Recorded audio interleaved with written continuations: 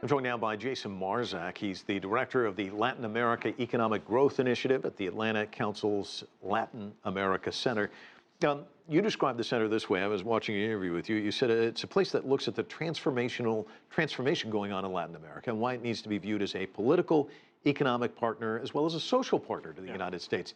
I don't think the Trump administration sees it that way. So talk to me, since you view it one way, and at the White House they view it in a different light altogether. What's the fallout from their approach?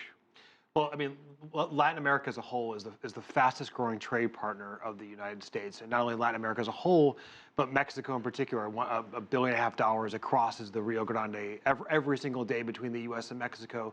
And there's nearly 5 million jobs in the U.S. just depend on U.S.-Mexico trade. That doesn't take into account NAFTA that supports 14 million jobs, especially along the border states. There's over 1 million people in the border states who depend on Mexico, U.S.-Mexico trade.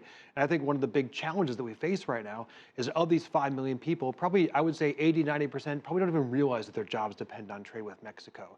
And they see this political red meat of Mexico being blamed for the problems that we're facing, the challenge, the people's fears about a changing world, and Mexico is an easy scapegoat. But the real challenge here is globalization, and how do you really train workers for the jobs of tomorrow? So what is the danger of that? Because action, reaction, obviously Mexico, this fierce nationalism that you're starting to see develop in the United States, clearly that could also be the case in Mexico. It's already developing in Mexico. I mean, what's happened, what's happening on the political dialogue in the United States is happening now at the same time in Mexico, right? There is the Mexican president who's deeply unpopular. His popularity ratings are increasing because of Trump. Because of the nationalism. Mexico is fundamentally an incredibly nationalist country, and it's a country with which the U.S. has had historically pretty poor relations. It's only in the last few decades that the relations between the United States and Mexico have really strengthened from intelligence sharing to commercial cooperation. Mexico has a presidential election next year, 2018.